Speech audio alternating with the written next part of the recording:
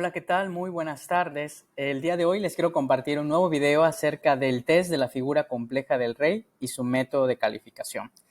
Adelanto decirles que constantemente durante el video les voy a invitar a que podamos hacer pausas con el fin de que puedan ustedes visibilizar mejor las diapositivas, ¿no? Las imágenes que he preparado para ustedes. Hay un material que se encuentra en el manual, hay otro material que utilizo y que, bueno, también es muy válido. Y hay otro que también he creado para ustedes y que a mí me facilitó bastante al momento de poder llevar a cabo la calificación del test.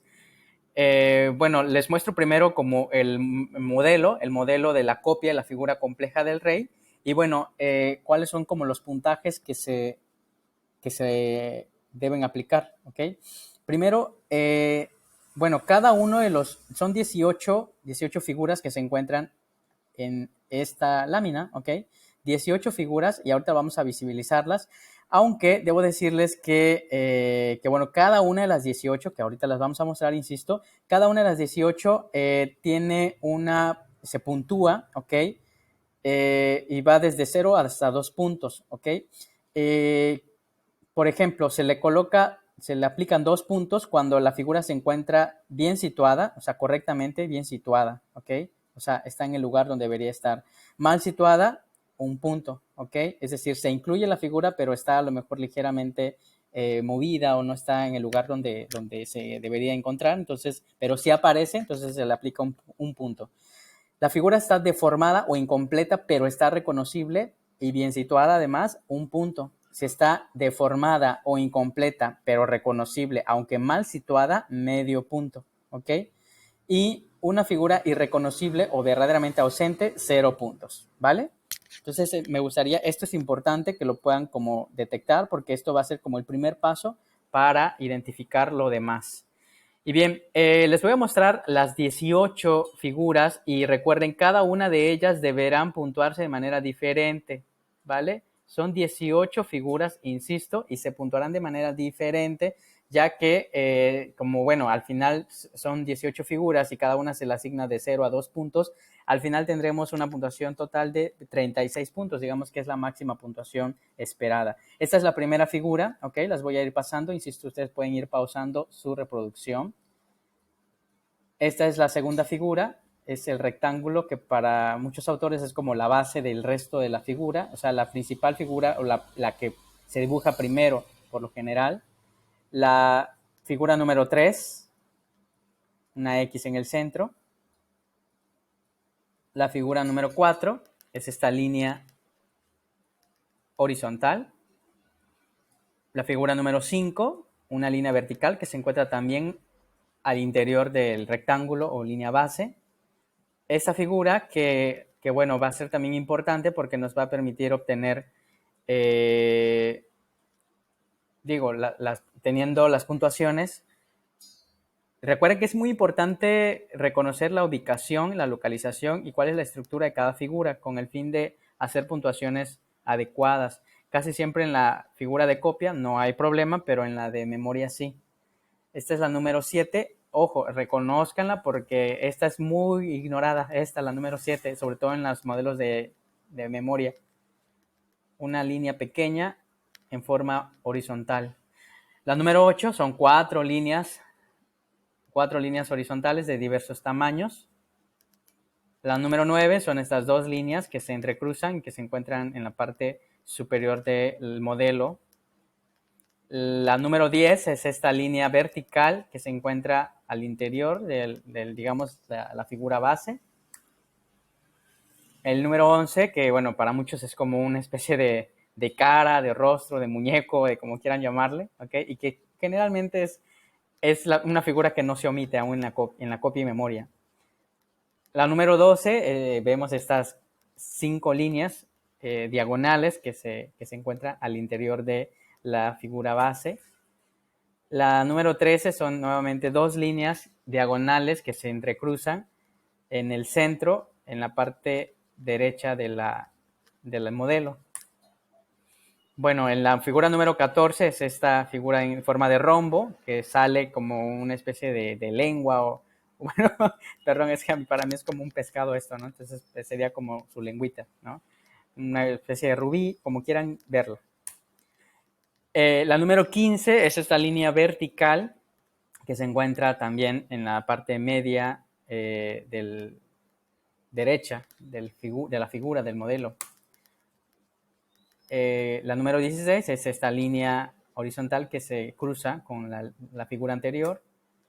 La número 17 son estas líneas que se encuentran también en la parte inferior del modelo.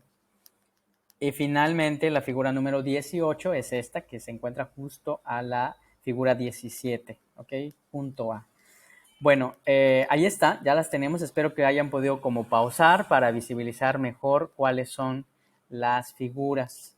Y bueno, ahora ya tenemos las puntuaciones. Ya tenemos, pensemos que la persona tuvo 34 puntos, ¿ok? Tuvo 34 puntos. Estamos hablando de una persona de 50 años, ¿vale? Vamos a pensar en esas características. Y ahora algo que es muy importante es determinar el tipo de copia, ¿ok? El tipo de copia que los hay desde el nivel 1 hasta el nivel 7. Vamos a explicar rápidamente cada uno de ellos. El tipo 1 constituye una construcción sobre la armadura en la que el sujeto comienza su dibujo por el gran rectángulo central, que es la figura número 2, que erige en armadura con relación al cual agrupa todos los otros elementos de la copia. Es decir, el tipo 1 de copia lo vamos a considerar cuando la persona inició generalmente con este rectángulo. Por eso es que una persona en clase me decía, ¿y si empiezo por las partes de afuera y luego al final hago el rectángulo? Me parece que es como, digo, yo no he visto pacientes así, entiendo que pueda pasar, ¿no? Pero generalmente el paciente digo, si tiene el tipo 1 va a hacer esta construcción. De todas maneras, si hiciera esto que me preguntaron en clase, si empiezo como por las partes internas o aún por los costados o por las figuras últimas, pues generalmente no va a estar ya en el tipo 1, ¿vale? El tipo 2, entonces el tipo 1, insisto, es como una construcción perfecta, todo está en su lugar, todo está bien colocado y generalmente se empieza por el rectángulo. El tipo 2, detalles englobados en la armadura. El sujeto empieza por uno u otro detalle anexado al gran rectángulo, por ejemplo, la cruz superior izquierda, lo traza el gran rectángulo englobándola a él uno u otro detalle, por ejemplo, el cuadrado exterior junto al ángulo inferior izquierdo del rectángulo. Después acaba la reproducción del rectángulo central utilizando como armazón de su dibujo. Como el tipo 1 se asimila también al tipo 2, el proceso raramente encontrado que consiste en dibujar las dos diagonales del rectángulo antes de su contorno. Entonces, ¿cómo lo vamos a diferenciar? Generalmente cuando la persona sí tiende también a tener todos los detalles, aunque en vez de empezar por el rectángulo, inicia por otras figuras, ¿no? Que ese sería esto daría respuesta a la pregunta de la clase. El tipo 3, contorno general. El sujeto comienza su dibujo por la reproducción del contorno integral de la figura sin diferenciar explícitamente el rectángulo central. Obtiene así una especie de continente en el cual coloca después los detalles interiores, ¿ok? Entonces, un contorno general, ¿ok?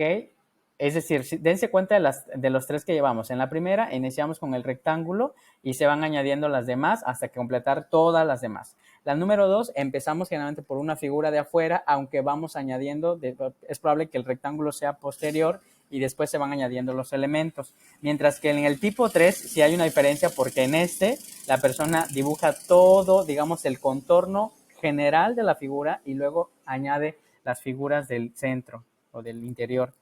En el tipo 4 hay una yuxtaposición de detalles. El sujeto yuxtapone los detalles unos sobre otros procediendo como si fuera una especie de puzzle, ¿ok? O rompecabezas.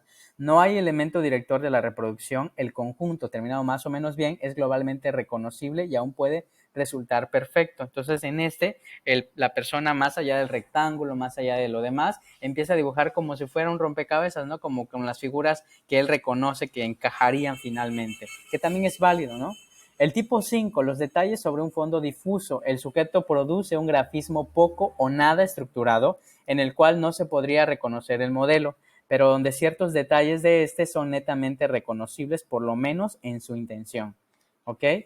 Bueno, en el tipo 6 hay una reducción a un esquema familiar. El sujeto lleva la figura a un esquema que le es familiar y que puede a veces recordar vagamente la forma general del modelo o ciertos elementos. Es decir, en vez de dibujar la figura como se conoce, como está estructurada, generalmente el tipo, o sea, la persona, perdón, el paciente lo que hace es dibujar un tipo de dibujo como una figura conocida, ¿no? Como lo haría quizás Efraín, ¿no? O sea, una casa, un bote, la paz, el símbolo de la paz, una paloma, ¿no? Un monigote, vaya una figura que le sea como más familiar en vez de dibujar todo el contorno. Eso es, insisto, muy típico, sobre todo de niños más pequeños o de pacientes con severas distorsiones.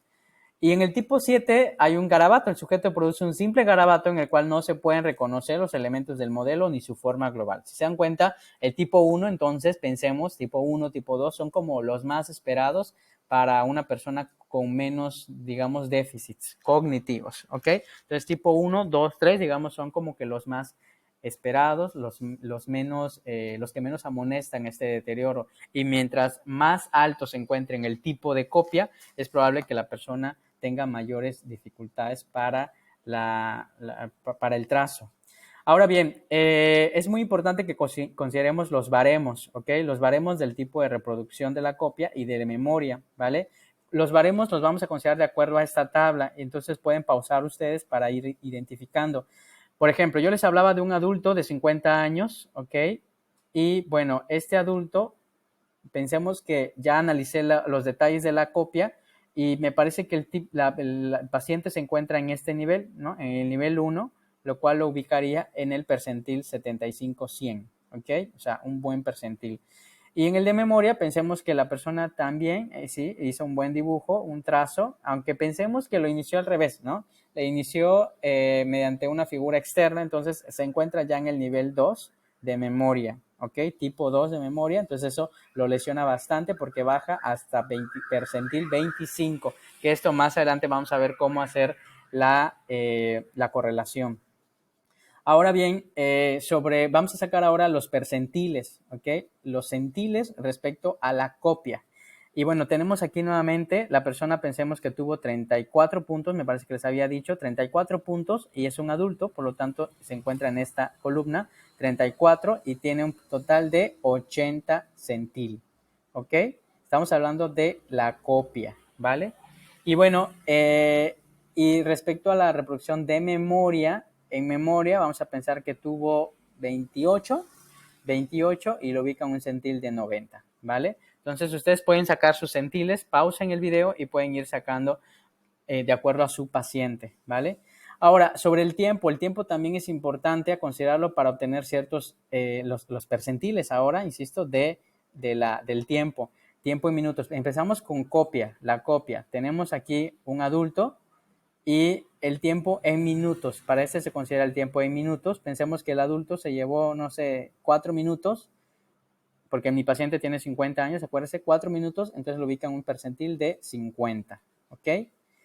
Y bueno, sobre esta misma tabla quiero decir algo, porque de repente hay como estas confusiones, aún existen estas confusiones. Pensemos que mi niño tiene 8 años, 8 años y se demoró 4 minutos en terminar, se demoró 3 minutos. ¿Cuál percentil tiene? Porque aquí empieza con 5. Recuerden que todos los que se encuentran antes de se ubican en la categoría más alta de percentiles, ¿ok? Es decir, si la persona tardó 1 minuto, 2, 3, 4 minutos y tiene 8 años, pues estaría en el mismo percentil de 100, ¿vale? Lo mismo aquí, pensemos que mi adulto, que les platicaba, demoró 7 minutos, 8, 10 minutos, entonces estaría siempre en el percentil más bajo, que es 10, ¿vale? Y bueno, ahora el tipo de construcción de la figura en la reproducción de la memoria. Nuevamente, ¿verdad? Nuevamente sacamos los minutos. Pensemos que aquí se demoró un poquito más, se demoró 5 minutos, por lo tanto sería 25 percentil. ¿Ok? Entonces ya tenemos los 3 percentiles. El percentil, ¿ok? Voy a regresar un poquito. El percentil de el tipo de reproducción de la copia, que ya vimos anteriormente cómo vamos a identificar el tipo. Ya tenemos el percentil de la copia como tal, ¿ok? Percentil de la copia de acuerdo a los puntajes obtenidos, ¿vale? A los puntajes de los 36 puntos máximos, tanto de copia como de memoria. Ya tenemos ahí percentiles. Ahora tenemos también los percentiles de tiempo, ¿vale?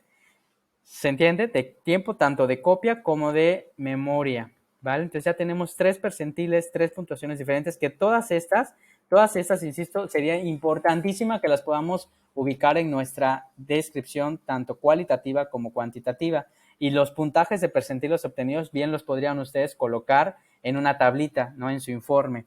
Bien, ahora vamos a ver cuáles son las correspondencias en cuanto a tipo, puntos y tiempo con su significación posible. Hay unas tablas que les quiero compartir que pausen para que puedan encontrar su correlación. Entonces, normal, obtenemos percentil de 25 a 75. Ahí consideramos un puntaje o una correspondencia normal, una ejecución normal. Una ejecución insuficiente para percentiles menores a 25 y una correspondencia superior cuando tenemos percentil superior a 75, ¿ok? Muy bien, entonces aquí tenemos unas tablas, insisto, donde vamos a encontrar cuál es esta significación, ¿vale? Entonces vamos a considerar, insisto, esta tablita anterior. ¿Cuáles son los percentiles para cada una de las tres, de los 3 tipos de percentiles que obtenimos? Del tipo de copia, de los puntajes obtenidos, de los que son del máximo 36, y el tiempo que se llevó la persona en responder la prueba. Pensemos que la persona tiene tanto en tipo, en puntos y en tiempo, tiene puro N, ¿no? Es decir, inferior a 70, entre 25 y 75, ¿ok? Entonces aquí la significación sería un resultado normal y que se encuentra en normales y ciertos casos patológicos. ¿Me explico? Entonces esto, insisto, es lo que nos va a dar la correspondencia y, por supuesto, la significación cualitativa, ¿vale? Y bueno, en realidad me podría demorar, pero creo que nos tardaríamos mucho. Yo les recomiendo que lean ustedes, o sea, es importante que de primero tengan los puntos percentiles para tipo, para puntos y para tiempo, y una vez que lo tengan, ubiquen la correlación entre normal, inferior y superior, ¿ok? O insuficiente y superior, normal, inferior y superior. Y una vez que lo tengan para cada uno de estos, tipo, puntos y tiempo, entonces ya puedan ustedes encontrar su significancia. Pensemos que la persona salió normal, ¿ok? En tipo, inferior en puntos e inferior en tiempo, entonces esa sería su significación, ¿no? Perturbación probable de la atención, bradipsiquia, fatigabilidad, actitud articular, ver si hay bizarrerías y ciertos traumatismos, ciertas esquizofrenias, ¿ok? O sea, con ciertos pacientes con estas características. O sea, ¿en dónde se encuentra típicamente este tipo de ejecución? Bueno, las voy a ir pasando e insisto, bueno, vayan ahí como tomando nota de acuerdo a cuál es la agrupación de nuestros 3 puntajes, ¿sí? Desde normal, suficiente e inferior, ¿vale? En alguna de estas tablas vamos a encontrar nuestra combinación, ¿ok? Nuestra combinación. Y aquí están todas las combinaciones posibles, ¿eh? Todas las combinaciones posibles. Todas. Por ejemplo, imagínense que sale superior y normal, entonces sería un niño bien dotado y se encuentra en ciertos niños o pacientes que tengan pues cierto nivel de funcionamiento, ¿ok? Y llegamos hasta miren, hasta superior, imagínense, superior sería para un sujeto superior, inteligente, atento y rápido, ¿ok? Muy bien, insisto, esto nos va a servir para poder hacer nuestro informe. Tenemos suficiente, me parece, material, porque aparte, digo, yo les estoy mostrando esto, pero además de eso, ustedes tienen información cualitativa que pudieron visibilizar al momento de la copia y la memoria, que les va a dar, miren, para hacer una impresión diagnóstica bien producida. Entonces yo quiero invitarles a que puedan revisar este contenido. Recuerden, se quedará grabado para ustedes, para que lo revisen una y cuantas veces quieran, cuantas veces necesiten. Y pues bueno, cualquier duda, recuerden que voy a estar resolviéndoselas a través de este video. Y bueno, ya, eso es todo. Espero que haya quedado claro. Y bueno, empiecen a hacer como sus propias impresiones diagnósticas basadas en las puntuaciones. Me parece que fue clara la explicación desde los tipos de copia hasta los puntajes obtenidos y finalmente el tiempo que se demoró. ¿Ok? Bueno, pues les agradezco mucho la atención y nos estamos visualizando en el siguiente video. Hasta luego.